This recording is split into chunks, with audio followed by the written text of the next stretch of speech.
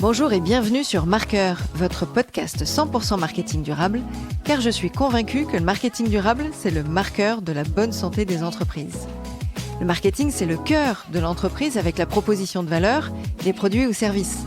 Et gérer des projets marketing avec le cœur nous emmène plus loin dans la formulation d'une offre qui fait sens aussi bien pour vos clients que pour vos collaborateurs. Je m'appelle Diane Cantan et après plus de 20 ans en marketing et communication digitale, j'ai décidé de partager ces convictions en réalisant des épisodes en solo ou avec des invités où j'aborde les différents sujets de marketing durable, communication responsable, numérique responsable et plus largement des enjeux liés à la RSE. Car je suis persuadée que c'est en repensant son offre et en challengeant ses process dans l'organisation qu'on pourra offrir aux générations futures une vie permettant d'apprécier la planète et la biodiversité qui nous entoure.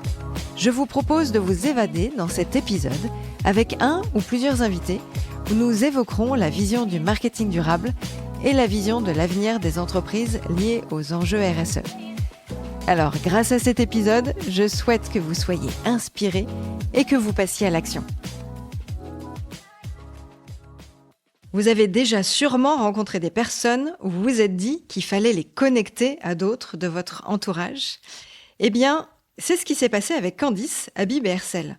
Tous trois travaillant dans le même univers, celui de l'aménagement de bureaux éco-responsables.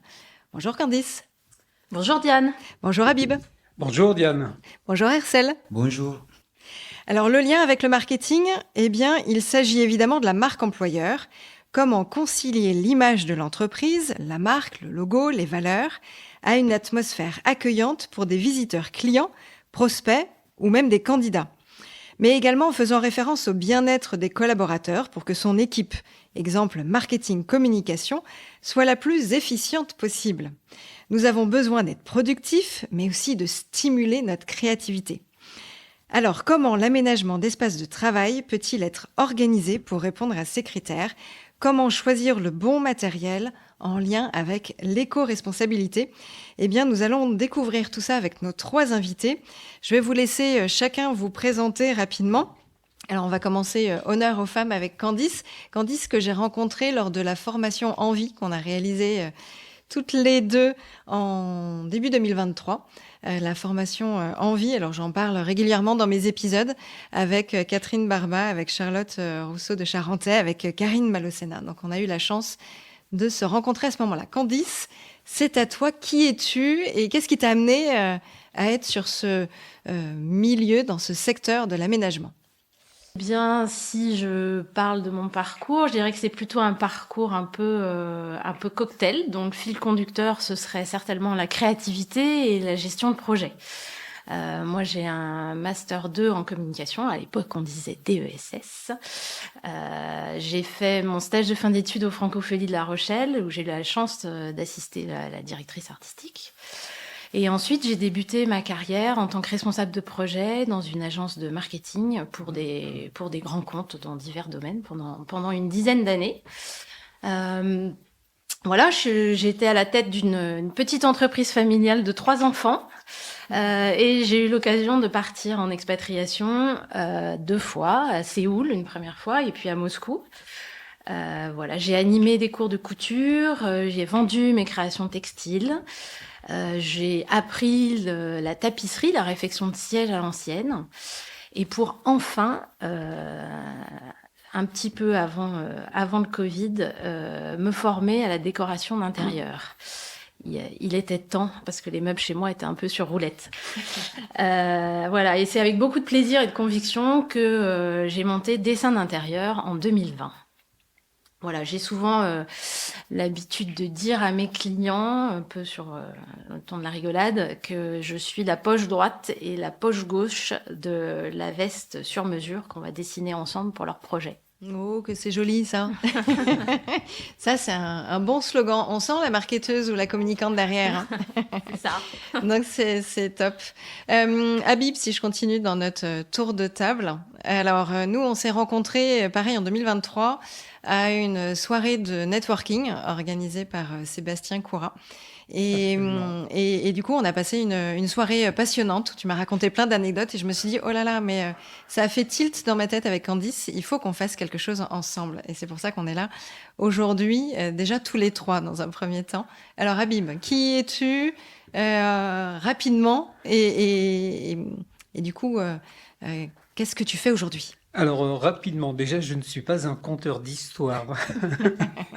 Mais c'est vrai qu'au travers de la société Scope 3 que je représente, parce que je suis le représentant de Scope 3 sur Paris-Île-de-France, la société est basée à Montpellier, on vit de belles histoires au travers du mobilier de bureau reconditionné. L'idée, elle est venue au travers d'un ami quand il a revendu sa société qui avait grandi, et puis au fil du temps, il avait acquis du mobilier, et il s'est retrouvé, quand il a revendu sa société, avec près de 900 mètres carrés de mobilier à évacuer. Il ne savait pas comment faire, et en cherchant, il s'est dit, mais il n'existe pas aujourd'hui une société qui vous accompagne de bout en bout, aussi bien que quand vous voulez vous séparer de votre mobilier, mais idem quand vous voulez vous aménager en mobilier de bureau. Et donc il s'est dit, bah, si ça n'existe pas, c'est simple, je vais le faire. Je vais monter Scope 3. Pourquoi Scope 3? On est dans la réglementation Scope. Scope, c'est les grandes lignes qui régissent tout ce qui est le gaz à effet de serre. Il y a 3 familles, on fait partie de la famille 3, on s'appelle tout naturellement Scope 3. Après, il y a aussi une démarche personnelle. Quand cet ami m'a sollicité, je me dis, tiens, voilà, cette notion de démarche éco-responsable, politique, RSE. Et moi, dans tout ça, au quotidien, qu'est-ce que je fais pour essayer de préserver notre belle planète? Ben, je me suis dit, tiens, je vais accompagner et développer l'idée Scope 3. Ok. Bon, on aura du coup l'occasion de revenir un peu plus sur J'aurai quelques exemples, bien voilà, entendu. comment ça se passe concrètement au quotidien, etc. Tout à fait. Et alors, je finis le tour de table avec Hercel. Alors là, c'est le petit nouveau de la de nos échanges. En fait, Hercel, tu m'as contacté directement sur mon compte Insta en disant, bah voilà ce que je fais et je vais te laisser la primeur de dire ce que tu fais. Et là, je me suis dit, tiens, je cligne à l'épisode de podcast que j'avais prévu avec Candice et Habib. Eh bien, je vais rajouter un autre volet sur ce côté aménagement de bureau éco-responsable. Et donc, dis-moi, qui es-tu? Bonjour, moi c'est Hercel, je suis le fondateur de la société Elpis. Mon parcours il est un peu classique, j'ai fait le bac gestion administration. Après par la suite j'ai travaillé avec mon père dans l'or, parce que mon père à l'époque avait une société dans l'or en Afrique. J'ai travaillé avec lui, mais vu que j'aimais pas beaucoup, je me suis orienté dans le marketing pour pouvoir monter ma boîte par la suite, et j'ai lancé ma boîte qui propose des tables sur des déchets plastiques. Et je suis ravi d'être ici. Merci. Du coup, on aura l'occasion de comprendre un peu davantage les tables et les bureaux que tu crées à partir de matières recyclées. Alors, on commence avec Candice dans nos échanges. Quand on est une entreprise et qu'on se dit, tiens, effectivement, il faut que je change ma décoration, l'aménagement, les bureaux. Quels sont ces moments clés d'une entreprise qui réfléchit à ça? Parce qu'on le voit bien quand on le fait d'un point de vue perso. Mais là, si on parle en B2B, puisque tu accompagnes aussi bien des clients perso que pour des projets professionnels, quels sont ces moments clés? Bah, en fait, c'est marrant que tu dises ça, parce que les moments clés, bah, c'est un petit peu les mêmes, en fait. Les moments clés, les moments récurrents, bah, c'est le changement. Et que ça se passe dans la vie d'une PME, c'est un peu comme chez vous, comme chez moi. C'est l'impulsion du changement. Bah, on se met en couple, un enfant arrive, un autre s'en va pour ses études. Vous télétravaillez 2 jours par semaine et mince, votre conjoint aussi, mais comment fait-on? Et ben pour l'entreprise, c'est un peu la même chose. Il y a des nouveaux clients et du coup, elle va devoir recruter. Elle fusionne avec une autre entreprise. Elle met en place, elle aussi, le télétravail et les collaborateurs sont moins présents. Donc, c'est ça un des principaux moteurs. Un autre moteur, souvent, le changement, il va être dicté dans l'entreprise par une réflexion sur l'image, sur sa marque d'employeur, sur ses valeurs, sur sa raison d'être. sur la volonté qu'elle va avoir de rentrer dans une démarche RSE. Et tout ça, ça va devoir se voir, en fait, se ressentir dans les locaux, auprès des clients, des partenaires et surtout des collaborateurs.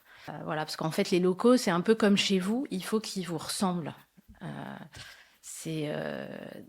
Quand on fait chez des particuliers, souvent l'entrée, c'est l'endroit où on passe le plus souvent, c'est aussi l'endroit où on accueille ses invités et on cherche l'effet waouh. Et ben, dans le hall d'accueil d'une entreprise, c'est un peu la même chose. Oui, et des fois, c'est pas toujours l'effet waouh. Hein. Tu as quelques exemples à donner? Non, des fois, c'est pas toujours l'effet waouh. Oui, souvent dans les PME, le chef d'entreprise, il est. C'est pas sa priorité. C'est pas sa priorité, non, parce que il est dirigeant de son entreprise, il est en même temps souvent directeur commercial. Il n'a pas les équipes en fait pour ça, et souvent les locaux sont pas le reflet finalement de ses valeurs, de ses produits. Effectivement, moi, ça m'est déjà arrivé de rentrer dans une entreprise où il y avait trois logos qui certainement dataient d'époques différentes. Il y avait une campagne de pub qui devait dater d'à peu près 5 ans. Et quand on vend des produits qui sont high-tech et qu'on s'adresse à des marques de luxe, il faut aussi que les locaux de l'entreprise reflètent en fait tout ça et reflètent ces valeurs. C'est un peu exactement la même chose avec le côté retail dans les boutiques, en magasin. Moi, j'ai le souvenir au tout démarrage, quand j'étais dans le milieu de la pharma, où j'avais des rendez-vous avec des pharmaciens un peu partout en France. Et au lieu de passer par la porte arrière, et qui est le schéma classique des équipes, ils passent rarement par le chemin du client, du patient. Eh bien, je prenais le temps de regarder ce qui se passait en vitrine. Et régulièrement, au démarrage de mon rendez-vous avec le pharmacien, c'était de se dire, au fait, est-ce que tu as vu comment c'est la vitrine avec le panneau qui date d'il y a super longtemps? Là, on n'est plus trop en été, c'est plus la bonne campagne. Il y a des petites araignées, des toiles et des mouches mortes.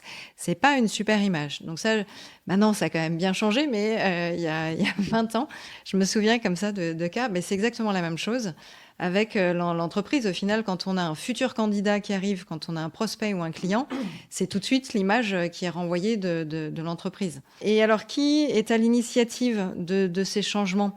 Là, tu as parlé du directeur, du DG, qui est aussi un peu directeur commercial, que souvent, il n'y a pas les équipes. C'est sûr qu'une entreprise plus petite, elle n'a pas les moyens d'une grosse boîte avec un beau hall d'entrée. Donc, qui sont tes interlocuteurs? Qui est décisionnaire à ce moment-là? C'est souvent le responsable de l'entreprise qui est décisionnaire à ce moment-là, oui. Alors, est-ce qu'il peut y avoir un moment d'impulse de l'équipe market ou du responsable marketing ou com qui peut dire, bon, là, il faut vraiment qu'on fasse quelque chose? Oui, et puis aussi des responsables RH s'ils ont des problèmes de recrutement. Parce qu'effectivement, quand on recrute et quand il y a des nouveaux arrivants qui viennent dans l'entreprise, si l'entreprise donne pas une bonne image, et les locaux, c'est un peu l'enveloppe, c'est un petit peu comme un habit qu'on met sur soi, ça donne pas envie. Donc ça peut être ces trois intervenants, le chef d'entreprise, l'équipe com, market et la RH. Alors, quand tu accompagnes un client entreprise, qu'est-ce que tu vas lui demander en premier quand il décide de faire appel à dessin d'intérieur? Eh bien, contrairement à ce qu'on pourrait penser, je vais plutôt que de le questionner en fait sur ses besoins, sur ses attentes, je vais sans aucun doute lui demander de me parler de lui, de me parler de sa société. J'ai besoin de comprendre ce que fait le client. Et encore plus important, j'ai besoin de comprendre qui il est, qui me parle de son entreprise, de son histoire, de son évolution, de ses valeurs, de la stratégie qu'il a envie de mettre en place, de la trajectoire aussi de l'entreprise, et bien évidemment de ses produits ou de ses services, et de la façon dont il est organisé. J'ai besoin de comprendre qui est l'entreprise, le client. Et ensuite, on définira ensemble les besoins et les attentes. Et enfin, on pourra dessiner un projet sur mesure. Voilà, moi, ça me permet d'être dans un mode collaboratif en fait avec le client et dans un mode de co-construction. Et c'est là où ton expérience ou ton passé de marketeuse et communicant est important parce que tu fais le lien aussi avec la charte graphique. Tu vois quel est l'univers entre ce qu'il souhaite représenter, sa trajectoire, ses produits, son offre, et en même temps le lien avec la charte graphique. Est-ce qu'il y a des fois tu t'es dit tiens là ça va pas forcément coller entre la charte graphique actuelle et ce que le DG est en train de me raconter? Ça peut arriver, ça? Ça peut arriver. Donc, dans ce cas-là, effectivement, je pense que il faudra qu'il y ait un dialogue autour de ça, parce que la communication, la charte graphique et tous les éléments que vont mettre en place l'entreprise, tout ça doit être en accord, en fait, avec ce qu'on va mettre à l'intérieur des locaux et la façon dont on va agencer les locaux et les aménager. En fait, quand on retravaille des locaux, il y a d'un côté, on va dire, les besoins fonctionnels. J'ai besoin de tant de bureaux, de tant de salles de réunion, etc. Donc ça, c'est une condition sine qua non. Si, par exemple, dans une cuisine, j'oublie de vous mettre les tiroirs à couverts ou le four, ça va être un petit peu embêtant. Et il y a les besoins qu'on pourrait dire esthétiques qui, eux, vont être déterminés par la charte graphique, les logos et les valeurs que l'entreprise va vouloir défendre. Il faut qu'on arrive à combiner l'un et l'autre. Ça, c'est justement cette notion de conciliation entre la charte graphique, les valeurs, l'ambition, le choix de l'offre et des produits. Donc, tout est lié, de toute façon. Tout est lié. Et tout doit être cohérent. Et alors, toi, ta spécificité, et si je t'ai fait venir là sur le podcast Marqueur, c'est justement parce que tu es attentive à cette éco-responsabilité, au choix des matériaux, au choix du mobilier que tu vas faire, dans le design ou la façon dont tu vas aménager tout ça. Qu'est-ce qui est important pour toi? Comment tu choisis tous ces éléments? Je dirais que pour choisir les matériaux, le mobilier, pour moi, il y a 3 critères. Le premier qui est fondamental, c'est celui qu'on a envie de raconter. C'est parce que l'acier, par exemple, n'a pas la même valeur que le bois, qui lui, a un aspect, on va dire, chaleureux, etc. Il y a 2 autres critères qui vont être un petit peu plus terre à terre, qui vont être en fonction des contraintes techniques. Si on a besoin d'un matériau qui va être résistant, non-feu, etc. Et un dernier critère qui sera en fonction du budget, un peu le nerf de la guerre. Voilà. Donc il faut arriver à trouver des éléments qui vont remplir ces trois critères. Dans la mesure du possible, j'essaye, moi, de préconiser des matériaux dont la fabrication et l'exploitation vont s'inscrire dans le respect de l'environnement. Au niveau du mobilier, si ça correspond aux prérogatives et aux envies de l'entreprise, je vais essayer de proposer du seconde main. Voilà. C'est là où potentiellement exactement. L'objectif, c'est d'essayer de s'inscrire dans de l'intemporel et dans du durable. On est forcément dans cet axe-là. Est-ce que tu aimes bien que les collaborateurs s'impliquent dans l'aménagement ou dans les projets, ou alors tu le fais en direct uniquement avec le DG et puis après ça se joue en mode surprise pour les collaborateurs ou de façon imposée pour les équipes? Comment tu arrives à concilier un peu cet esprit implication des équipes? Alors ça dépend des projets, des entreprises, mais en tout cas, si l'implication des collaborateurs, ça doit être une volonté du dirigeant. Ça nécessite que cette implication soit cadrée. Alors si c'est le cas, pour moi, c'est la cerise sur le gâteau, parce que là, c'est voilà, ça veut dire encore plus de collaboration, de co-construction et mettre beaucoup d'intervenants. Donc, c'est vraiment, en général, des chouettes projets. Il y a beaucoup de choses qu'on peut mettre en place, en fait, en fonction du projet de l'entreprise. Pour moi, il y a 2 moments, en fait, qui sont intéressants pour faire intervenir les collaborateurs dans la vie du projet. Souvent, c'est en amont dans tout ce qui va être recueil des besoins. Donc là, j'utilise assez souvent la méthode de l'étoile de la décision Et puis, je me base aussi sur une méthode de photolangage, etc., pour faire parler les collaborateurs et pour recueillir en fait leurs besoins et leurs attentes par rapport à l'aménagement des locaux. Et puis, après, il y a un autre moment qui peut être intéressant, c'est plus tard dans l'avancée du projet, les faire intervenir dans des choix définitifs, finalement, entre une proposition A ou une proposition B. Voilà. De manière générale, en fait, ce qu'on peut dire, c'est que il faut que les collaborateurs soient impliqués dans un cadre qui a un aspect participatif fort. En fait, ils vont se sentir écoutés quand on va recueillir leurs besoins. Ils vont se sentir valorisés s'ils participent à la décision finale entre deux solutions. Donc il y a un grand intérêt en fait pour les dirigeants de faire participer les collaborateurs. Il y aura une certaine fierté, ça va développer un sentiment d'appartenance aussi à l'entreprise, à la marque et à ses valeurs. Ça peut créer de la cohésion d'équipe. Voilà, enfin il y a beaucoup d'avantages en fait à les faire intervenir. Ok, on voit du coup un peu mieux quel est le scope de ton activité. Je fais exprès de reprendre. La transition est belle. Oui, mais pour autant, je vais pas enchaîner avec toi, Habib. Pas tout de suite. Pas du tout. Mais du coup, voilà, ça permet de mieux comprendre quels sont les moments clés pour lesquels une entreprise peut se dire oui, il va falloir refaire un peu l'ensemble de l'aménagement, et auquel cas, effectivement, toi, ça t'arrive, Habib, de dire je veux des canapés pour l'accueil ou un fauteuil qui soit bleu marine. Totalement. Et en plus, bonne pioche, parce que C'est vrai.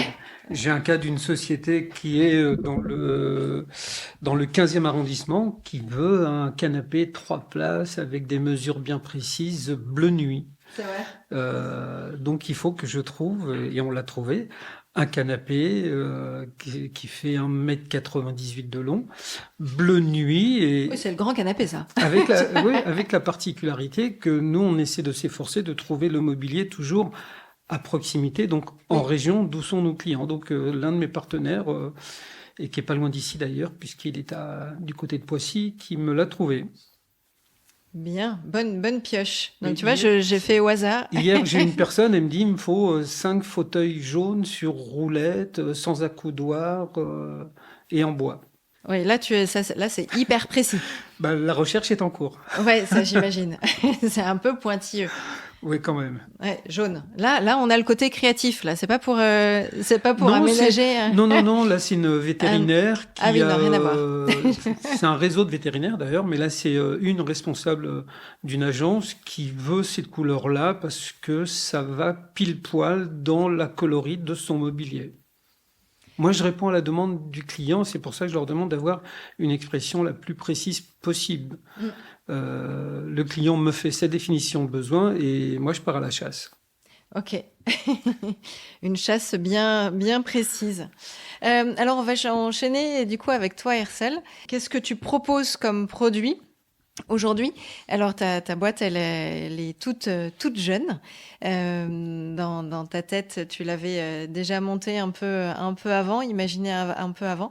Mais effectivement, contrairement à Candice ou moi, où on est sur des prestations intellectuelles, à partir du moment où on a un produit, forcément, ça met un peu plus de temps à voir le jour, à prendre les contacts, à voir ce qui se passe au niveau du marché. Explique-nous du coup un petit peu ce que tu proposes et d'où vient cette matière première. Merci. Moi, je propose des tables écologiques à partir des déchets plastiques, et c'est fabriqué en France. Et si je dois raconter un peu mon histoire par rapport à ça, en fait, j'ai grandi avec un problème d'élocution depuis mon tout jeune enfance. Et c'est ce qui m'a poussé passer mon temps à lire. Du coup, tout le temps, je passais mon temps à lire, à écrire, à faire des films dans ma tête. Et je pense que c'est en 2019, comme ça, si je me trompe pas, j'étais dans mon bureau, je lisais. Et à un moment, je commençais à imaginer une table. C'était même pas écologie ni quoi que ce soit, c'était une table qui pourrait changer, en fait, qui pourrait évolutionner par rapport à ce que moi j'avais chez moi. Du coup, j'ai dessiné une table. Une fois que j'ai fini, je l'ai mis à côté. quelques temps après, il y a eu un accident. Mon père, il est parti avec la maladie qu'il a emportée. Du coup, je n'étais pas bien, je suis parti en vacances. Et en vacances, je pense que je suis resté 1 an. Et j'ai rencontré un ami à moi là-bas, il m'a parlé un peu de l'écologie. Et je connaissais un peu de notion écologie parce que j'aime beaucoup les voitures. Ce qui a fait que c'était beaucoup plus facile pour moi de relier l'écologie avec les voitures. En plus, j'aime beaucoup aussi l'histoire. Du coup, je suis un peu vite dans le mood. Et au retour sur Paris, je me suis dit, ah, mais j'ai un projet de table que j'ai envie de mettre en place. Si je faisais ça en écologie, ça peut être intéressant. Et c'est à partir de là, c'est venu l'idée. Du coup, j'ai cherché un fournisseur qui me fournit des tables d'écologie. Du coup, on a trouvé des plateaux, sur lesquels on travaille actuellement. Et après, moi-même, j'ai mes idées de base que j'avais déjà dès le début. J'imagine une table incroyable qui est en cours, bien sûr. Du coup, à partir de ça, là, on propose d'abord on a commencé à faire les plateaux avec les tables écologie. Après, il y a d'autres modèles qui vont venir qui sont vraiment magnifiques. Alors, ce que tu appelles ton plateau ou ta matière première, en fait, c'est du plastique recyclé. Et donc là, toi, tu achètes des plateaux entiers. Et après, en faisant de la menuiserie, tu vas l'affiner, le faire à la forme que tu veux, installer les pieds, c'est ça? C'est ça, oui, j'ai mon fournisseur qui nous fournit les supports et l'autre qui nous fournit les pieds. Nous, on fait juste on les travaille, on fait la menuiserie. Et alors, donc ça, c'est récemment, tu l'as lancé en septembre, C'est un peu un avant peu avant, septembre mais pour déclarer la société, oui, on a fait ça en septembre. Mais sur les produits elles-mêmes, on a commencé quand même bien avant le septembre. Et alors, tes fournisseurs, là où tu récupères tes matières premières, si tu peux les citer? Ah, je ne fais pas vraiment les citer actuellement parce qu'on est en train de confirmer notre relation long terme. Mais ils sont à Paris, ils se trouvent en Île-de-France et c'est 100% français. Donc, ils récupèrent, eux, du plastique, ils le Ils compressent, le compressent condensent, et toi, tu récupères et on récupère les plateaux. cette matière première. Ah oui. Ok. Et alors, tu sais, le principe du marketing, et quand on parle d'un produit éco-responsable, il faut forcément parler du cycle de vie du produit. Et donc, il y a ton premier élément de matière première recyclée, où là, tu coches la case. Ah Ça, oui. c'est bon, c'est bien fait. Sur les autres étapes du cycle de vie du produit, sur la partie transport ou l'usage ou voilà, ou la fin de vie, comment tu as envisagé un peu ton process ou ta stratégie market là-dessus? Ou c'est encore en cours dans ta Non, réflexion? non, côté livraison, là actuellement on fait avec du thermique, mais électrique c'est en cours. Et côté la vie et cycle de vie, on a mis sur notre site, on a précisé que si vos tables, pas la peine que sur la fin de vie, mais si imaginons que ça vous plaît plus au bout de 2 ans, vous voulez les changer, nous on les récupère. Et à partir de ça, on est en train de travailler avec du résine pour proposer d'autres modèles de tables. Du coup, c'est en cours, mais une fois que table, vous voulez plus, vous nous redonnez, nous on vous fait une réduction sur vos achats et nous on transforme ça en notre produit. Alors, une table, tu l'as fait un petit peu sur mesure. T'as pas des modèles d'avance en stock? On a 2 modèles en avance en stock, on a du 140 x 90 et on a du 240 x 135. Ok. Et donc, généralement, les premiers clients que tu as eus, ils en commandent une ou ils en commandent plusieurs Ils en commandent une, actuellement une. pour tester, pour démarrer. Oui. Après, on a quand même pas mal d'épreuves sociales qui est là, parce qu'on a fait quand même quelques collaborations, il y en a d'autres qui sont en cours.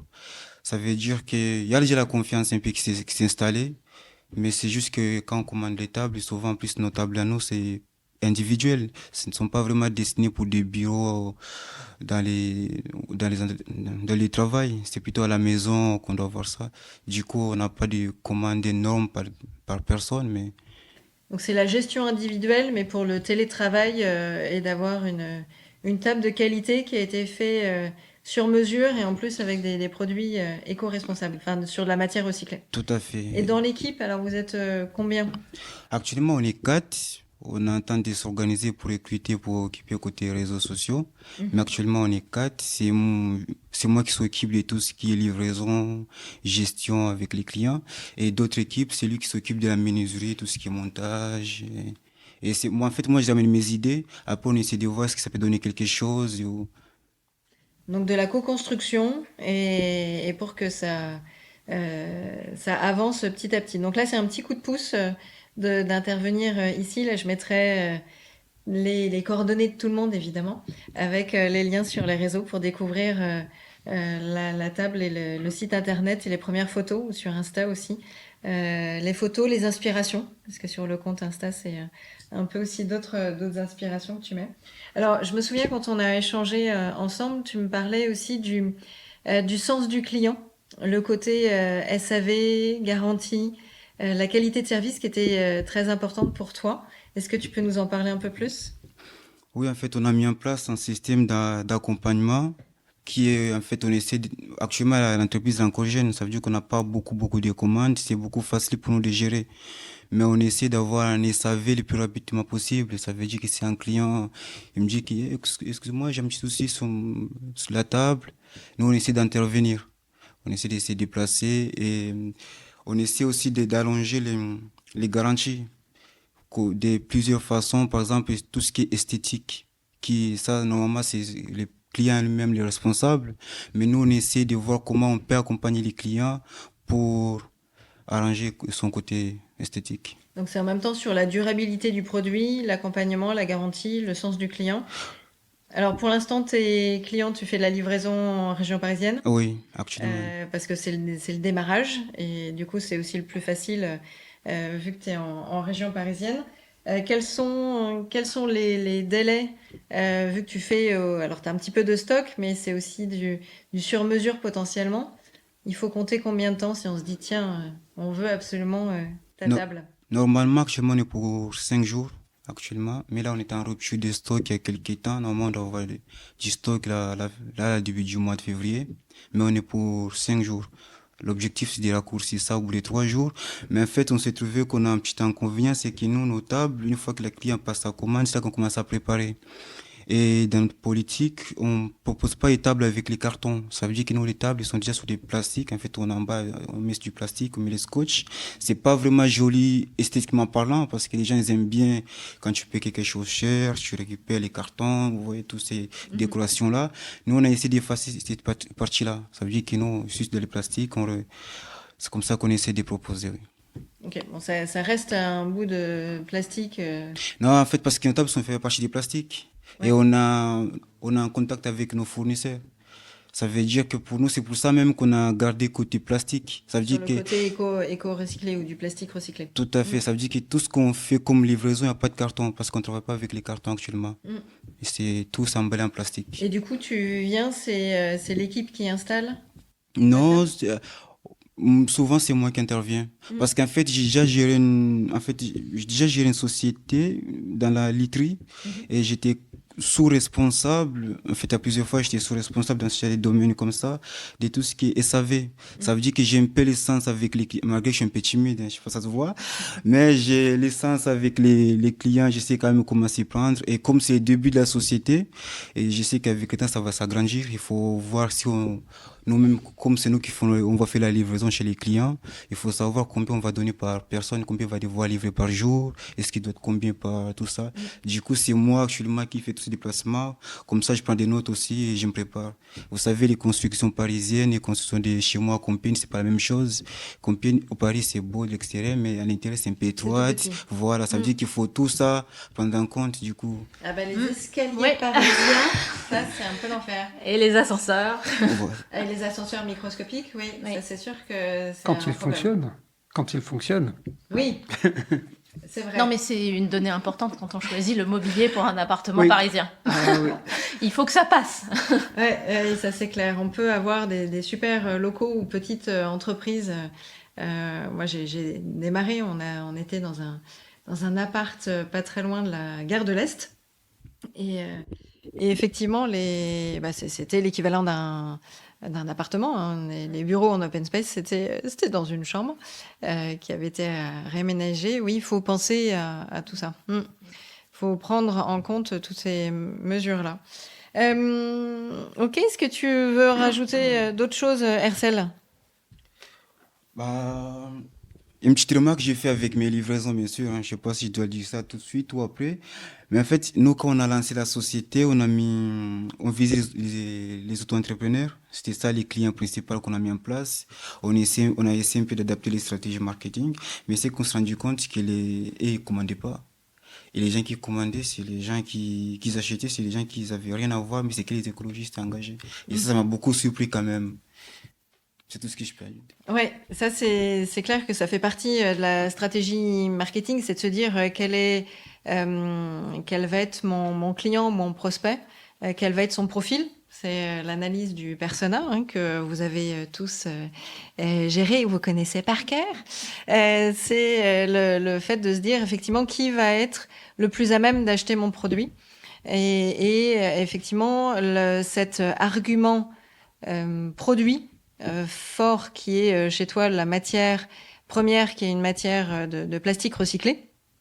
Forcément, ça va attirer pas n'importe quel type de client. Peut-être que dans 10 ans ou dans 15 ans ou dans 20 ans, ça deviendra une évidence. Aujourd'hui, ceux qui sont prêts à mettre un certain prix parce que ça va être du sur-mesure, parce que ça va pas être fabriqué à la chaîne à l'autre bout de la planète, pas forcément ça a un certain prix derrière, mais il y a les arguments produits qui sont en face.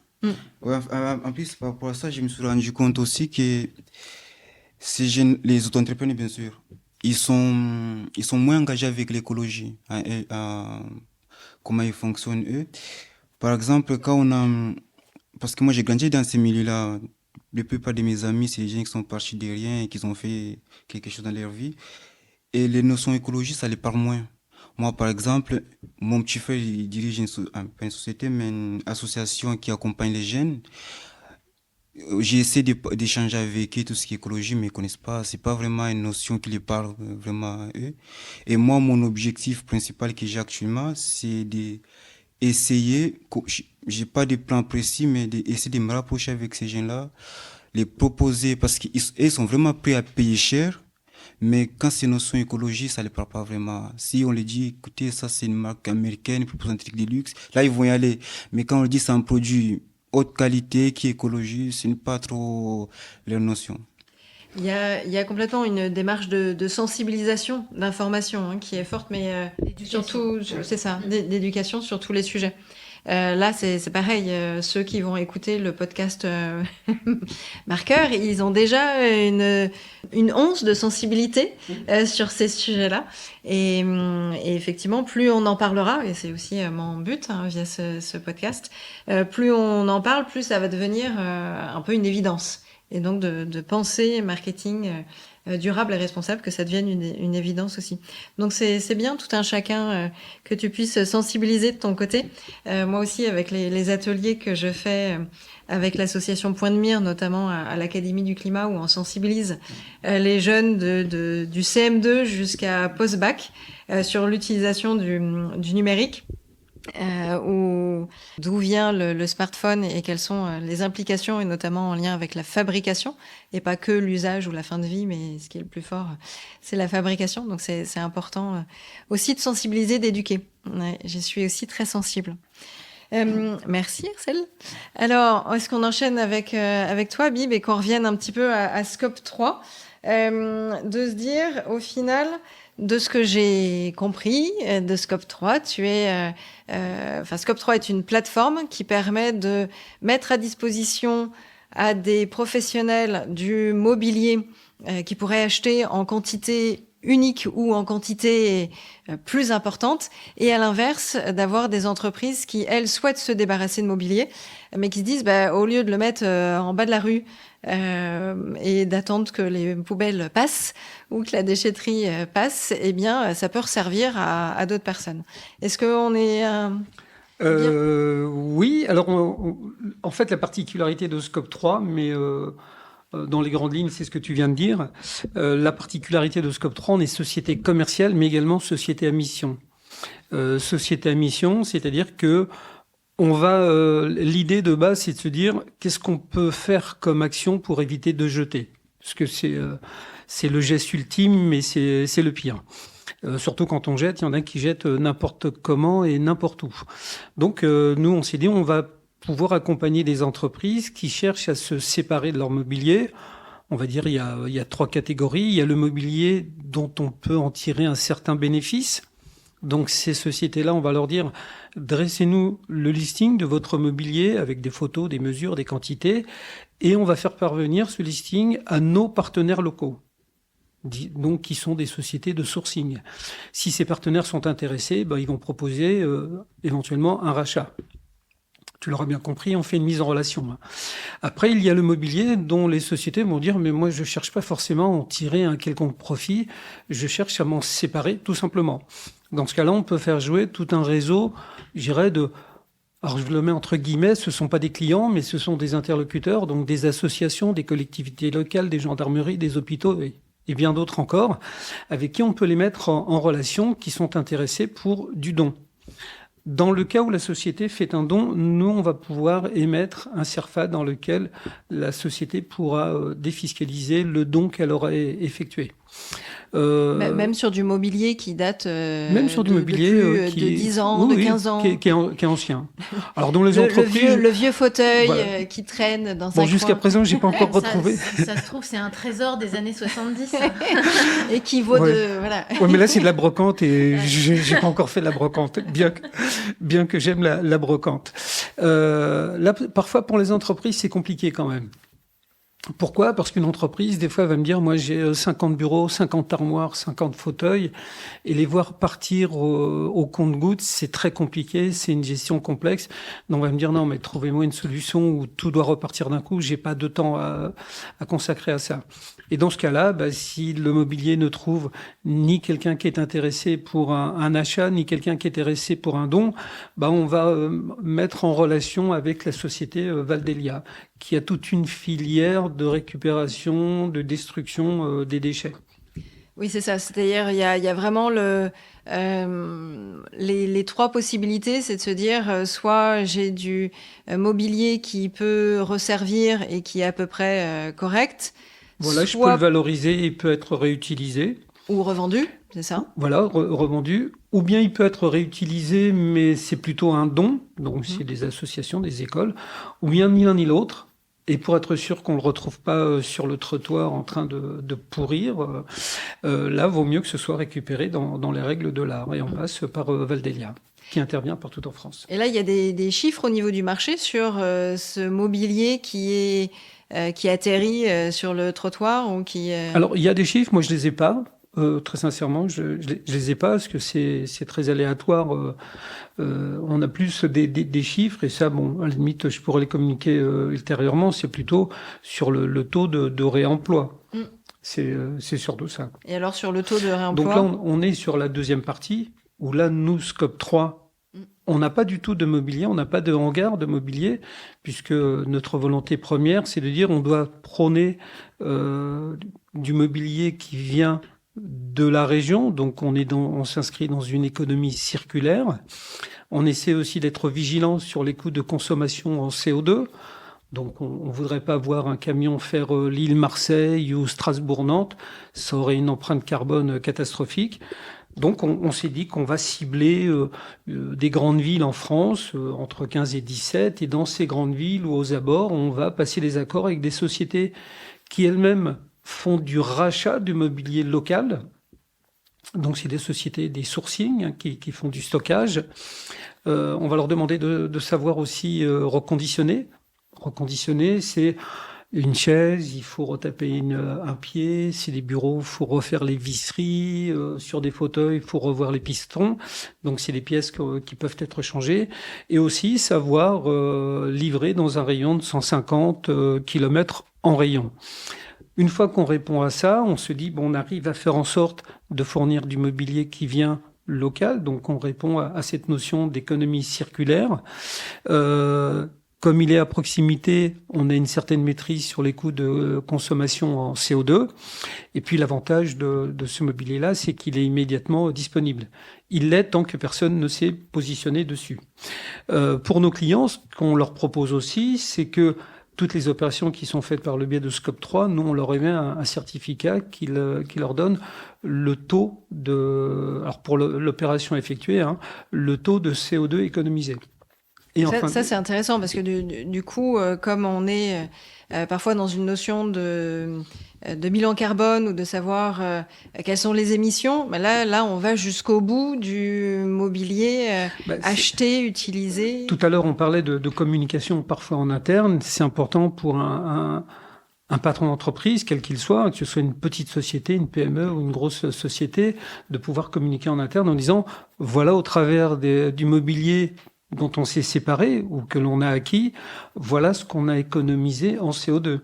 Ça devient aussi un peu responsable. On parlait de bilan carbone. En fin d'année, on fait le bilan carbone pour les entreprises. Alors aujourd'hui, c'est pour les multinationales ou les sociétés de 250 salariés et plus. Mais je dirais une petite société qui a 5 salariés, elle peut nous le demander aussi, puisque nous, toutes les opérations sont enregistrées. Alors justement, ça me fait rebondir, là tu parles de multinationales ou en même temps d'une entreprise toute petite. Finalement, chez Scope 3, quels sont les types de clients ou les tailles d'entreprise ? Alors chez Scope 3, tel que tu me vois là, on fait le grand écart. Physiquement, je le ferai pas parce que c'est à risque. Moi non plus. Mais hormis ça, c'est que on peut très bien s'adresser à un courtier d'assurance qui va me demander un bureau, un caisson, un fauteuil, et puis une entreprise qui va me dire j'ai besoin d'équiper 2 plateaux de 400 positions. On va travailler sur des quantités importantes. L'avantage, c'est de se dire, c'est que comme je ne me repose pas sur un seul prestataire, je vais pouvoir faire appel à plusieurs prestataires. Donc, je fais de la multi-collecte. On parlait de mobilier de bureau reconditionné, enfin déjà de seconde main. Alors, seconde main, c'est le mobilier qui a été acheté, qui est remis dans le circuit. Le reconditionné, c'est celui qui a subi une certaine transformation ou un échange de pièces. Mais on fait aussi appel à des sociétés qui font de l'upcycling, c'est-à-dire des sociétés qui vont récupérer différents matériaux à gauche, à droite. Je donnais l'exemple tout à l'heure d'une société qui achète du plastique d'un côté, elle fait des multibilles et elle va fabriquer les baquets, c'est-à-dire les sièges. Donc on peut choisir la couleur, la forme. Pour les pieds, elle peut les faire en bois ou en fer. Le bois, il va être récupéré au travers de fûts, de cognac ou de whisky. Les pieds, ça va être des tubulures. Je parlais des barrières Vauban, par exemple, pour faire des banquettes. Les barrières Vauban, vous connaissez quand même. Enfin, surtout pourvu que ça revienne pas. Les manifestations, quand les pieds sont un peu cassés et autres, il y a une société qui les récupère et qui va tordre ces barrières pour en faire des banquettes. Elle va rajouter un gros bandeau de mousse et ça fait des banquettes. Ça peut te donner des idées, Arcel, aussi. Tout ça, c'est de l'upcycling. C'est reprendre des matériaux qui ont été dégradés et retransformés dans autre chose. Et Candy, c'est un peu aussi ce que tu fais aussi, potentiellement dans l'esprit, c'est de se dire quel est le mobilier à date et comment tu peux lui redonner une autre vie ou le mettre ailleurs ou dans une autre pièce. Et te dire comment, au lieu de tout jeter, ou en tout cas de tout donner ou de s'en débarrasser, c'est peut-être redonner une autre vie à un meuble existant. Oui, c'est ça. On peut effectivement lui donner une autre fonction ou le transformer. J'aime beaucoup les fauteuils de grand-mère qu'on revisite et voilà, qui vont où on va conserver en fait leur histoire et on aura un mélange de l'ancien et du moderne et ça du coup c'est hyper intéressant. Surtout qu'en fait il y a de plus en plus d'entreprises qui ont envie de donner cet esprit cocooning comme à la maison. Quand on est en entreprise, je retrouve une petite salle de réunion où on a l'impression d'être comme dans un salon. Chez soi, tu le retrouves un peu ? C'est exactement ça. Dans tes esprits de déco ou des fois des demandes c'est ça, oui. Les collaborateurs passent quand même quasiment 80% de leur temps dans les entreprises. Donc oui, on a de plus en plus cet esprit. C'est aussi ce qu'on retrouve dans ce qu'on appelle les boutiques hôtels, où on est de plus en plus comme à la maison en fait. Et on retrouve ça, oui, dans les sociétés. Alors moi, ça me fait tilt avec les châteaux formes où j'avais organisé, où il y a eu pas mal de réunions organisées pour les clients, et il y avait cet esprit complètement cocooning de salle de réunion, voilà, un peu comme à la maison. Ça, on le retrouve pas mal. Est-ce que toi aussi, Habib, dans les demandes que tu as avec tes clients parisiens, il peut y avoir des spécificités de mobilier qui change du classique meuble ou fauteuil de bureau qu'on peut retrouver Oui, des spécificités, j'en ai obligatoirement, et j'en ai même des fois dans la même demande d'un client qui vont être totalement différentes. Parce que si je prends un espace de coworking sur 4 étages, je vais avoir d'un côté, je dois équiper le poste de travail. Donc là, il n'y a pas beaucoup de différence quand même. oui, Hein. bureau, On reste toujours sur un bureau, fauteuil, une chaise et des fauteuil casiers. ergonomique peut-être. Mais d'un autre côté, les mentalités ont changé aussi. Moi, j'ai beaucoup de sociétés qui me disent il faut que je trouve d'immobilier pour faire revenir les salariés au travail. Exactement. Avant, au travail, alors moi j'ai connu ça à l'époque, hein, il y avait le cadre de photo avec le mari, le chien, la femme et les bébés, le pot de fleurs à côté et tout. On avait son espace de travail. Aujourd'hui, ça a disparu. C'est des espaces qui sont partagés. Ça devient quand même assez impersonnel. Donc, il faut trouver du mobilier assez chaud pour qu'on ait le salarié puisse revenir. Mais à côté de ça, il faut penser aussi maintenant à des espaces de détente. Donc, il y en a qui vont me dire, j'aimerais bien un espace détente façon bibliothèque. Il y en a qui vont me dire, j'aimerais bien un espace de détente avec plutôt salon de lecture. Et puis, il y en a, ils vont vous dire, moi, j'aimerais bien un baby-foot. Donc c'est le fameux baby-foot. Le fameux baby-foot. En disant ça va changer complètement le bien-être des collaborateurs qui vont être plus productifs. Ouais. Est-ce qu'ils sont vraiment plus productifs parce qu'il y a un baby-foot dans les bureaux? Il y a une réflexion à mener en fait sur le baby-foot. Non, mais il faut pas qu'il soit là comme mais c'est une image, mais c'est fou. Comme un objet de décoration pour attirer. Si vous regardez le baby-foot en soi... c'est-à-dire qu'il faut qu'il ait un sens en fait. Il faut qu'il s'intègre en fait dans une volonté générale. Ça rentre dans un esprit, parce qu'effectivement, le baby-foot, on peut être à 2, on peut être à 4, on joue, mais c'est bruyant, il y a des gens qui crient. Celui qui a envie d'être un peu au calme en train de bouquiner, le baby-foot, c'est surtout pas ça qu'il lui faut. Alors, et c'est pour ça que moi, je me déplace tout le temps chez les clients, et je leur dis, une fois que vous m'avez fait votre expression de besoin, je vais prendre rendez-vous avec vous. Moi, j'ai besoin de me positionner dans votre lieu de travail ou dans votre futur lieu de travail pour essayer de voir un peu l'ambiance. Et là, je fais appel à mes années passées, puisque dans une autre vie, j'étais membre du CHSCT, donc il y avait tout ce qui était la réglementation du travail, donc tout ce qui tournait aussi autour du salarié, parce qu'en fin de compte, on parle surtout du salarié, son travail, son poste de travail, dans quelles conditions, son environnement, voilà, et son environnement. Moi, j'ai des fois des personnes qui me demandent des bureaux, je leur dis, mais vos bureaux, ils vont pas rentrer dans l'espace que vous voulez. Vous savez que la réglementation vous impose un certain recul entre le bureau, le mur, le fauteuil. Il faut pouvoir avoir aussi, penser aux personnes en mobilité réduite et de pouvoir se dire, il y a tout ça à intégrer. Il y a tout ça à prendre en compte. Voilà, les espaces de circulation. Donc, et c'est là que nous, on doit être imaginatif au travers des demandes que l'on a et de temps en temps essayer de conseiller l'interlocuteur qu'on a. Alors, on travaille ensemble, en fait. Non, mais c'est surtout que je veux pas me retrouver à faire un métier qui n'est pas le mien, mais j'essaie d'utiliser mon savoir au fil des années, parce que dans les différents interlocuteurs que j'ai, c'est sûr que des fois, la démarche, elle est pas la même. Si c'est une petite société de 4-5 personnes, c'est très welcome, c'est très fun et autres. Bon, c'est assez léger quand même. Mais quand vous vous adressez, je ne sais pas, à un réseau bancaire, à une grosse multinationale, c'est pas le patron que vous avez en face de vous. Ça va être le responsable RSE, le directeur des achats, qui lui-même en interne va faire 4-5 réunions pour représenter les projets, alors déjà en comité interne, et puis des fois aux salariés, et des fois le délai de décision est très très long. Et après, on a aussi, on répond sur des consultations, sur des appels d'offres. Là, c'est encore une autre méthodologie, parce qu'on ne répond que sur papier. Oui, parce qu'au final, Scope 3 est aussi en concurrence avec d'autres sociétés qui proposent de l'aménagement de bureaux, mais sur du produit neuf. Donc là, l'avantage, c'est de se dire, on n'est pas sur du mobilier. Pour être très honnête, j'aimerais bien dire qu'on est les seuls à exister, mais dire qu'on est les seuls à exister, c'est vous existez dans un monde où il n'y a pas d'intérêt, quoi. Donc on a des concurrents. Besoin de concurrence. C'est ça. Moi, c'est ce qui me motive aussi, c'est ce côté-là, c'est le challenge.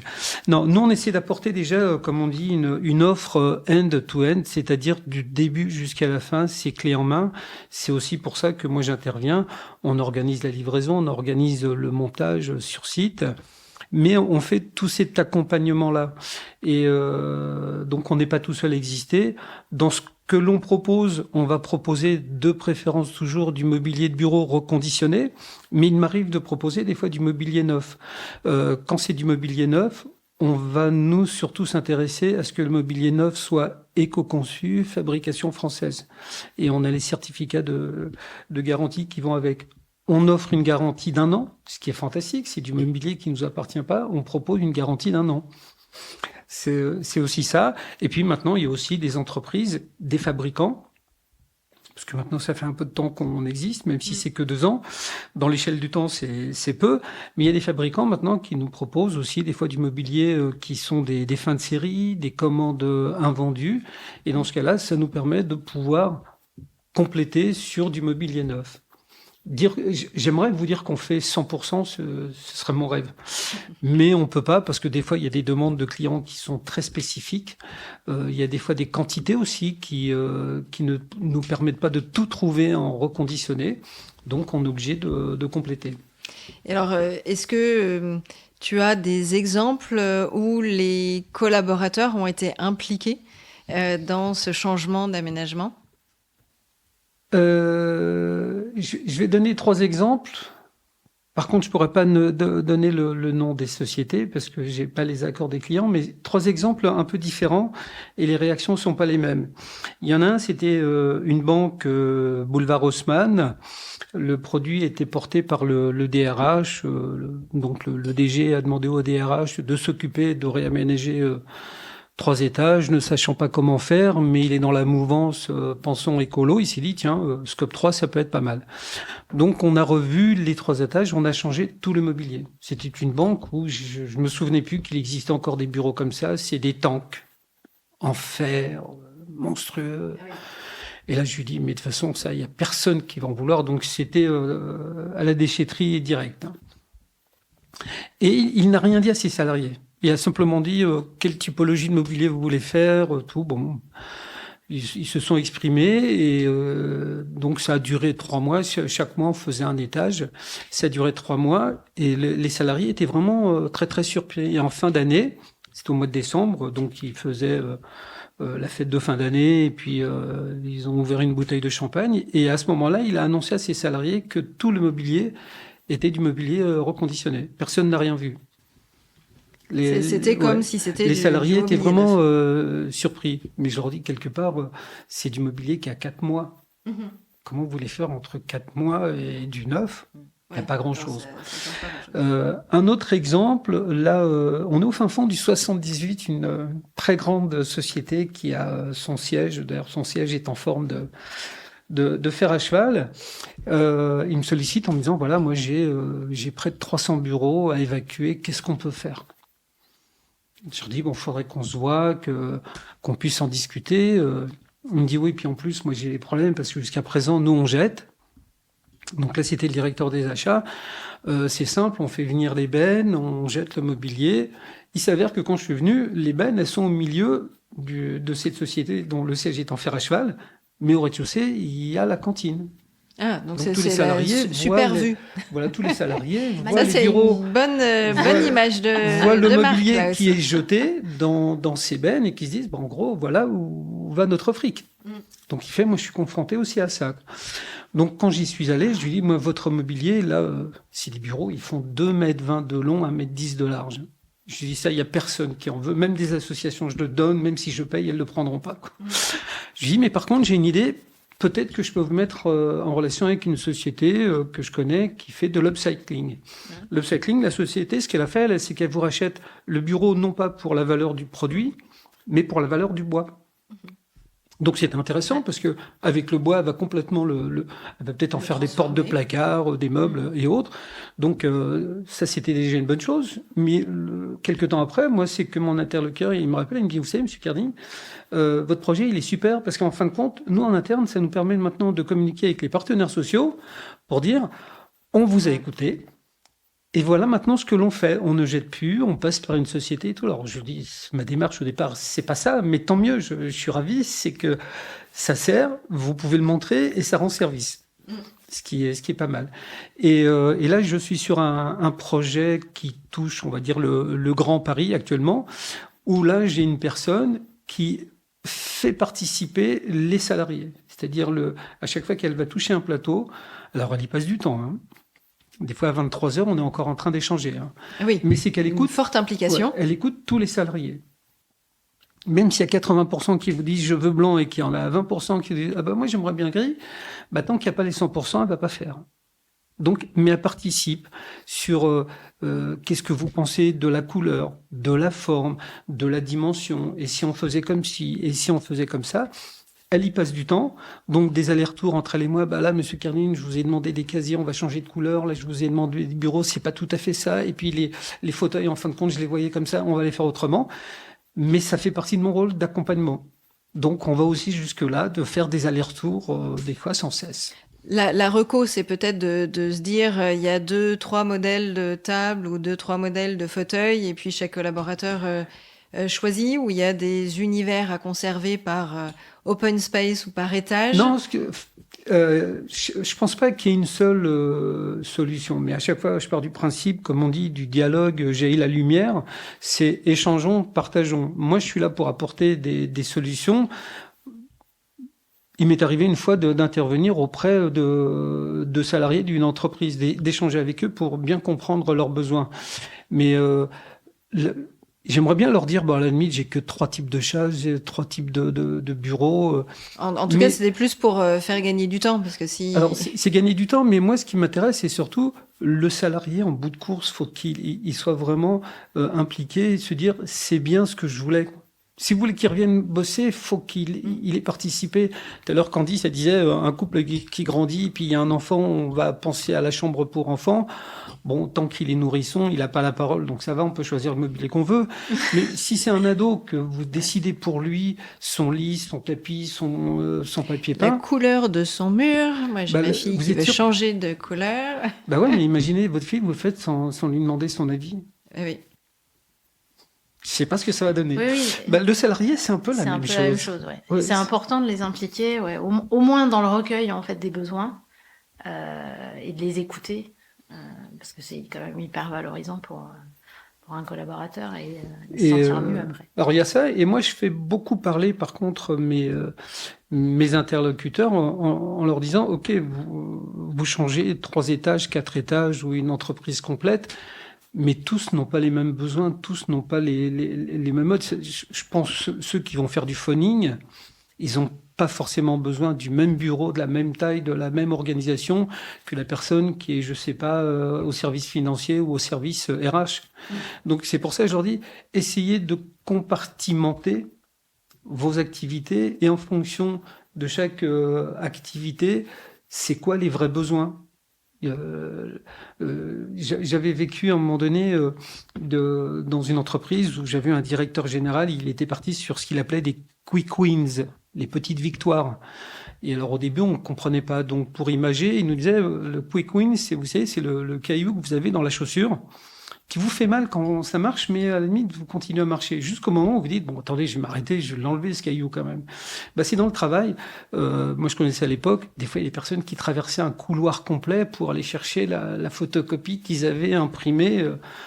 Alors maintenant, on n'imprime plus. Hein.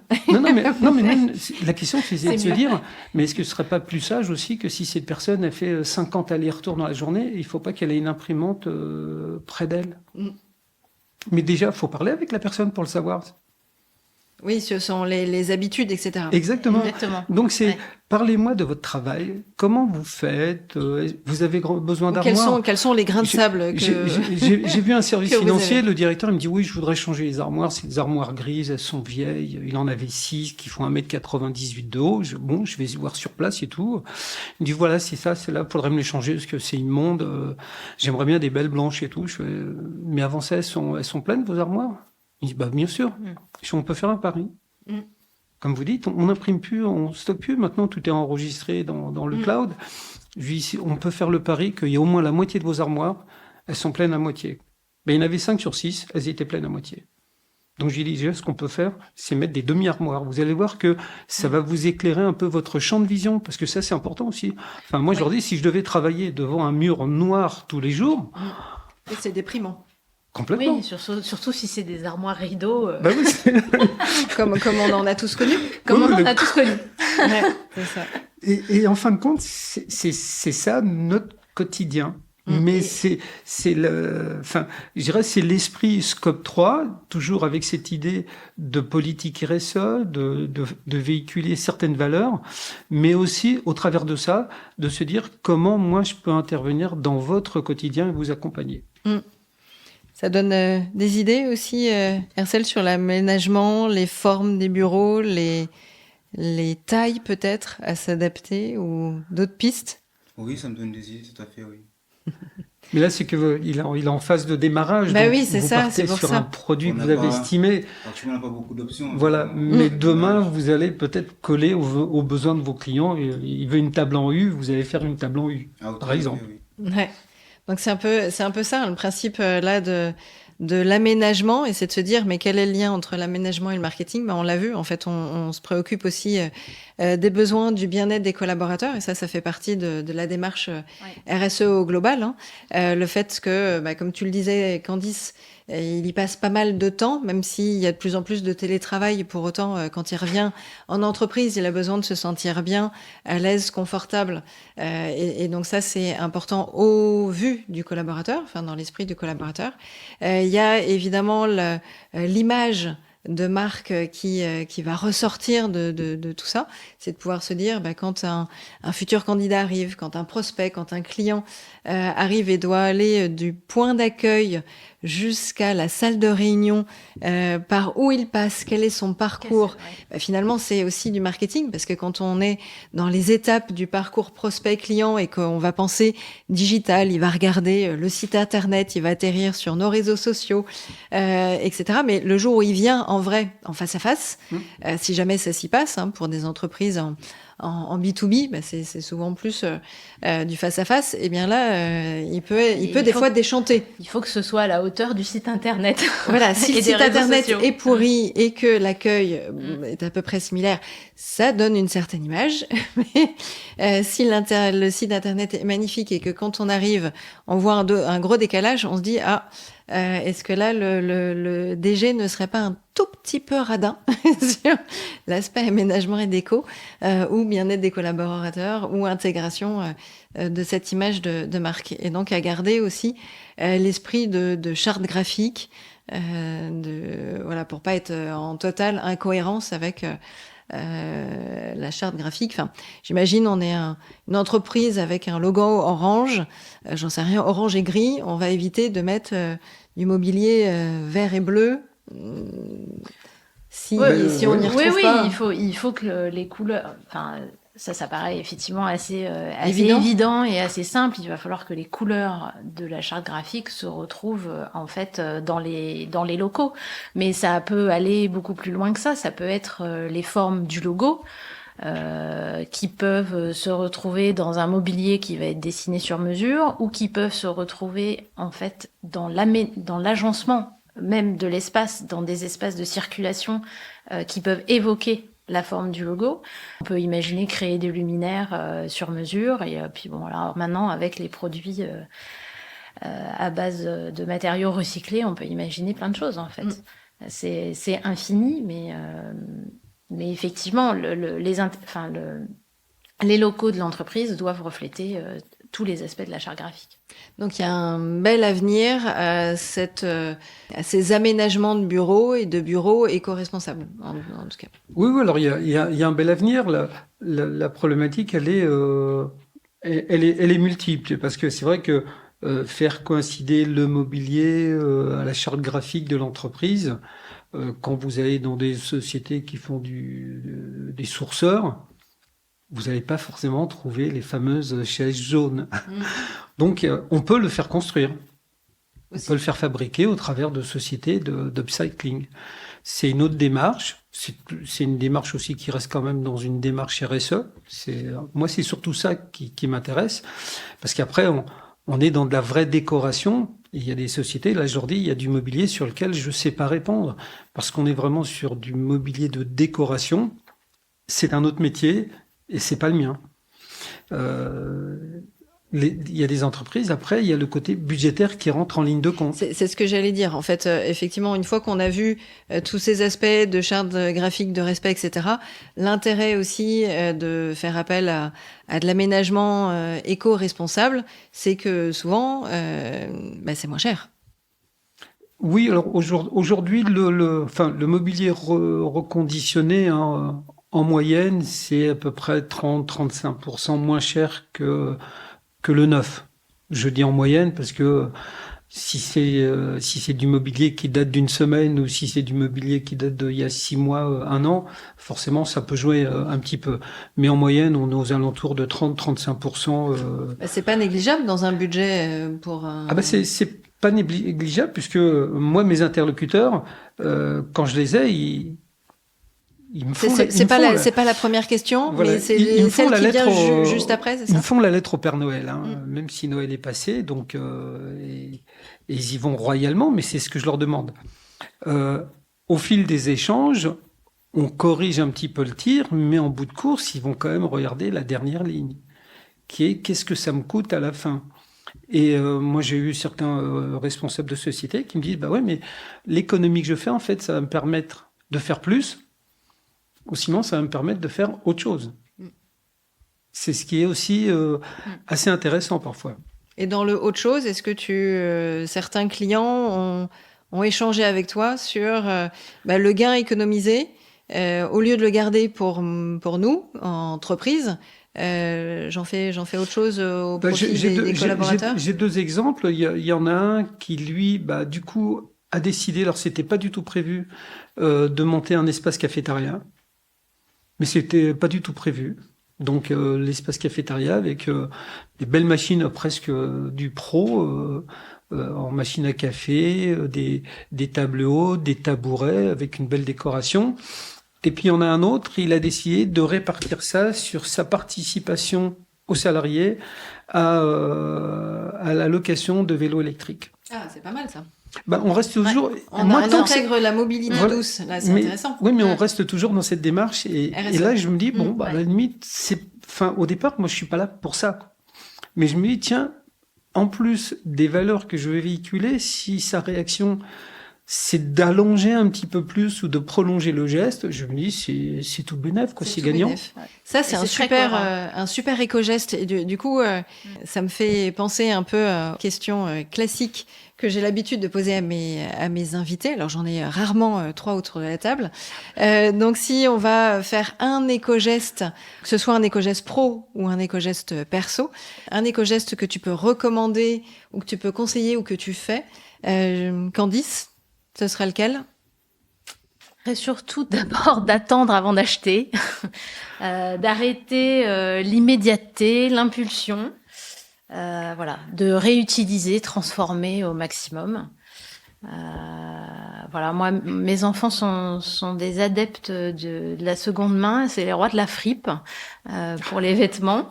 Faire circuler aussi, c'est bien. Et puis alors là, c'est certainement la décoratrice qui parle, mais c'est pas la peine d'accumuler, de remplir les placards. Sinon, qu'est-ce que je fais comme éco-geste? Moi, personnellement, dans mon quotidien, je fais mon produit lessive depuis 5 ans. Faut qu'on échange nos recettes. Avec les recettes de grand-mère. Et ça marche très bien. Voilà, et puis voilà, je suis tapissière, donc je retape des vieux fauteuils. Chouette. Et alors toi, Habib, quel éco-geste tu conseillerais? Alors moi, il y a déjà ce que je fais moi. Mais c'est là, on est dans la logique Scope 3, parce que tous ensemble, on s'est dit qu'est-ce qu'on fait nous, chacun individuellement au quotidien. Tous les rendez-vous que j'ai dans Paris ou aux portes de Paris et qui me permettent d'y être en métro, en bus et autres, je fais que les déplacements à pied, transport en commun. Et je marche dans Paris, hein, mais je me suis fait une promesse, c'est de ne jamais prendre la voiture dans Paris. Donc il y a des fois, je fais 5, 10, 15, 20 bornes dans Paris. Et ça ce maintient que je recommande, la forme, là. Voilà. Et ce que je recommande, je vais prendre un exemple que j'ai eu avec un client qui est à La Défense. C'était un centre de formation. Le directeur voulait rééquiper les BDE des étudiants. Bon, je l'avais rencontré, il me dit, mais je sais pas trop. Alors c'est bien, c'est un directeur qui est jeune, nouvel arrivant, très tendance, sauvons la planète et tout. Il fait, moi je voudrais des trucs, mais moi ce qui m'intéresse c'est du reconditionné. Je dis, oui, mais qu'est-ce que vous voulez, quoi? Et très difficile. Donc j'ai dit, c'est ce qu'on va faire. Est-ce qu'on peut un matin vous convoquer 4-5 élèves, des représentants, et puis je vais échanger avec eux. Bon, j'échange avec eux. En bout de course, on a compris qu'ils voulaient une ambiance un peu à la Friends. Donc, j'ai cherché du mobilier qui répondait à l'esprit Friends. Bon, le temps passe, on aménage, il est ravi. Et puis, bon, moi, j'appelle quelques temps après pour savoir comment ça se passe. Il me dit, alors là, vous avez fait un carton plein. Moi, mes BDE, tous les midis, sont pleins. Il me dit, d'ailleurs, ce serait bien que vous veniez, que les élèves, tous, puissent vous voir et que vous leur expliquiez votre boulot. Donc j'y vais, je prends un sandwich et puis je parle avec les élèves entre midi et 2. Et puis il y en a un qui m'interpelle et il me dit, ouais, mais votre boulot c'est quoi vous? Alors je lui explique. Il me dit, ouais, mais ça sert à quoi? Alors je dis, à pas grand chose. Mais je vais te donner un exemple. Tu vois le McDo qui est juste à côté. Tous les jours tu vas au McDo, tu prends un sandwich. Bah, tu as deux possibilités. Quand tu sors du McDo, ton papier, tu peux faire une boule et le jeter par terre. Personne ne te dira rien. Le soir, tu vas rentrer chez toi, tu vas dormir, tu seras tranquille. Mais tu peux aussi bien, ce papier, le mettre en boule, faire 2 pas de côté et le mettre dans la poubelle qui est tout à côté. Tu fais un éco-geste et tu t'inscris déjà dans un cycle de recyclage. Ou alors sinon tu le gardes dans ta poche et tu vas jusqu'à l'école où il y aura sûrement la poubelle, des poubelles de tri, je sais tri. Pas. Voilà. Il y en a peut-être, je sais pas. C'est ce qui manque dans nos villes. Là. Pour l'instant, on n'a pas encore, par rapport à certains pays, on n'a pas encore les doubles. Non, on n'y est pas. Même déjà quand on parle de compostage. Mais déjà, si effectivement on peut éviter de jeter dans la rue, ça c'est. Et c'est ce que je lui dis. Je lui dis, c'est mieux. Si tu es dans cette démarche-là. Mais il faut d'abord que cette démarche, et ça rejoint ce qu'on disait en tout début, il faut d'abord que ce soit une démarche individuelle. Oui, si de conviction ou d'éducation. D'éducation, de réflexe, et de comprendre, en fin de compte, attention, ce geste qui coûte pas grand-chose, il peut être très négatif, mais il peut être aussi très positif. Donc voilà ce que je recommanderais, soyons attentifs. Ça marche. Et alors toi, un éco-geste? En fait, tout ce qui est, moi je fais d'habitude, était déjà dit, je consomme souvent du vintage, les vêtements d'occasion, les secondes mains. Et je prends une douche froide, c'est mon habitude. Ouh, ça c'est bravo. Ah, merci. Non, une fois qu'on est habitué, après ça va. C'est juste le début, c'est un peu compliqué. Oui. Et je prends un transport en commun pour venir ici, par exemple. J'ai dormi chez ma tante et je pouvais venir en voiture, mais je me suis dit... Non, autant le faire en transport. Super. Et alors, la dernière question avant de clôturer, parce que du coup, forcément, on est un peu plus long que le timing habituel de mes épisodes, mais là, 3 invités de qualité fait que il y a un temps de parole dédié à chacun. Est-ce que vous auriez une idée d'un futur invité que je pourrais faire venir? Eh ben oui, tu pourrais faire venir, par exemple, les fondateurs de Noma. Ils sont 2, il y a un ingénieur et un architecte. Et ils ont fondé c'est une marque de mobilier design qui est issue de produits en fait biosourcés, recyclés. Ils analysent le cycle de vie du produit et ils s'inscrivent vraiment dans une démarche de traçabilité et de transparence.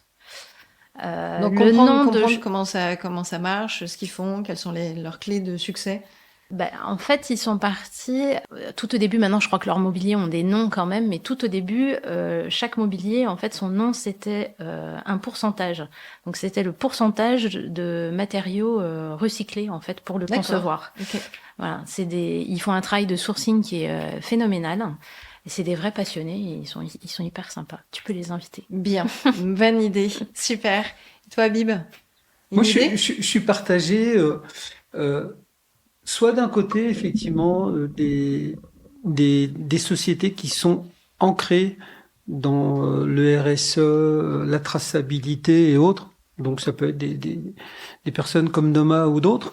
Ou sinon, par opposition, je sais pas, genre un pilote de Formule 1 ou un fabricant de voitures et de lui dire, mais comment vous faites tous les jours alors qu'on nous demande de faire des efforts, d'être vigilants sur cette belle planète? Et vous cramez du CO2 à tout va, quoi. Mais là, on est dans la provoque. Alors, est-ce que tu as un nom que tu connais de pilote de Formule 1? Parce que moi, je suis ravie de voir. Oui, alors, j'en connais un ou deux. Je pourrais leur poser la question. Écoute, le pari est lancé.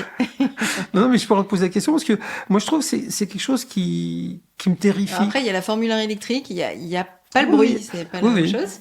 Non, mais c'est quelque chose qui me terrifie parce que enfin, nous, au quotidien, bon, il va prendre des douches froides. Moi, je vais faire attention à ne pas consommer de CO2. Candice va faire attention à refabriquer sa lessive. Mais d'un autre côté, il y a des gens qui craignent du CO2, mais c'est de la folie. Donc, c'est où on en est chacun dans notre démarche, dans notre conviction. C'est un peu la même chose avec l'alimentation. Il y en a qui avancent progressivement, qui ne changent rien. Et puis, petit à petit, voilà, il faut que ça mûrisse aussi dans la tête. Donc peut-être que sur des gestes comme ça, ou sur leur travail, parce qu'après c'est leur job. Je crois que je t'avais dit, moi je m'étais retrouvé dans cette démarche-là, alors contraint et forcé, je sais pas, mais en tous les cas avec plaisir, grâce ou à cause de mes filles. Je t'avais dit, parce que on est plutôt dans, de ma génération, c'est les parents qui transmettent aux enfants et moi, c'est plutôt mes enfants qui me transmettent, parce que j'ai une de mes filles, un jour, elle me dit, moi, je sais pas trop comment agir quand je vois des campagnes sur la maltraitance des animaux, j'ai pas l'âme d'une revendicatrice, je vais pas défiler toute seule dans la rue. Et elle a cherché qu'est-ce qu'elle pourrait faire pour lutter contre ça. Elle s'est dit, je vais arrêter de manger de la viande. Bon, c'est pas évident quand vous avez grandi en étant habitué à manger de la viande et autres. Bon, ça fait longtemps qu'elle a arrêté. Puis moi, au travers de ça, c'est vrai que je m'y suis mis aussi de me dire, mais moi aussi au quotidien, qu'est-ce que je peux faire? Bon, c'est des axes comme ça qui m'intéressent vraiment. Et à côté de ça, alors elle a créé son agence de com et autres. Puis après, elle a eu des belles adresses pour de la pub. Et un jour, elle était confrontée avec son métier de faire de la pub, de préparer des campagnes pub pour des boissons gazeuses en plastique et autres, et de se dire, mais c'est en opposition avec mes valeurs. Comment vous faites au quotidien? C'est jusqu'où on va? Est-ce qu'on est prêt à refuser de travailler avec un client? Ça fait aussi... Ouais. Non, mais c'est des vraies réflexions, parce qu'à côté de ça, il faut payer votre loyer, vos crédits, il faut vivre à côté de ça. Et comment vous faites quand vous avez deux choses qui vous tiraillent, quoi, qui viennent un peu en opposition. Là, c'est aussi en écho avec l'épisode avec Thomas Parouti. C'est presque schizophrénien. Oui, complètement. Et alors, toi, une idée d'invité, Hercel? En fait, j'ai deux personnes, mais j'hésite un peu. J'ai Arnaud, fondateur de Ecomove. Ouais. On a eu un peu le temps de s'échanger, c'est quelqu'un qui se connaît quand même. Mais il y a quelqu'un d'autre que j'aimerais vraiment, c'est toi.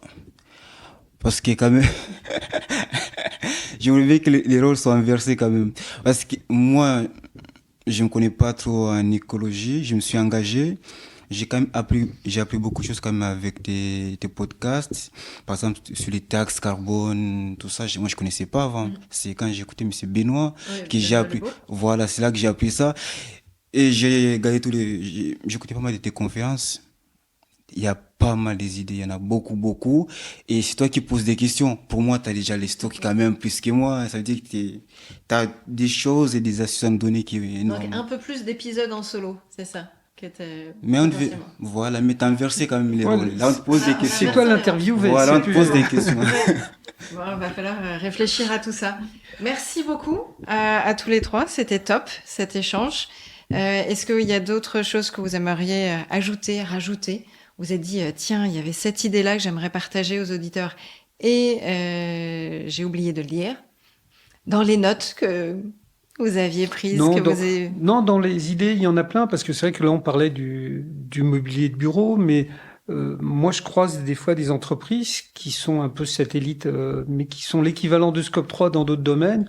J'ai trouvé une société qui est à Lyon, qui fait du véhicule de location électrique reconditionné. J'ai trouvé une société qui propose des tablettes, des PC, des téléphones reconditionnés. Et je me suis dit, tiens, ça serait peut-être intéressant, alors c'est une idée, mais de monter peut-être un groupement de sociétés qui sont spécialisées que dans ça. À voir si ça n'existe pas déjà. Peut-être, je sais pas. Mais je m'aperçois que je commence à en croiser pas mal et c'est vraiment intéressant. Il y a des choses à faire. Oui. Il y a des choses à faire. Dans le bâtiment, il y a beaucoup de choses à faire. Oui, là, il y a beaucoup de travail. Ouais. Bien, et du coup, on va terminer sur cette note de to-do list à prévoir. Merci beaucoup à vous trois. Je laisserai dans le descriptif de l'épisode, évidemment, vos liens si on veut prendre contact avec vous, regarder ce que vous faites ou vous poser des questions directement. Ça sera avec plaisir et n'hésitez pas aussi à partager, comme Hercel, si vous avez envie de partager votre savoir-faire, votre expertise, vos idées, n'hésitez pas à me contacter sur LinkedIn ou sur Insta, ça sera aussi avec grand plaisir. Merci et à très vite. Merci à toi. Merci Diane. Merci d'avoir écouté jusqu'au bout cet épisode. J'espère que mon invité ou mes invités vous ont inspiré et donné envie de passer à l'action. Alors n'hésitez pas à mettre 5 étoiles sur votre plateforme d'écoute favorite. Vous pouvez évidemment me laisser un message sur LinkedIn ou Instagram en m'indiquant les sujets que vous aimeriez que j'aborde et les invités que vous aimeriez entendre. J'ai besoin de vos likes et abonnements pour faire connaître mon podcast. Alors n'hésitez pas à en parler autour de vous et à partager sur les réseaux sociaux. Allez, je vous dis à très vite. Ciao!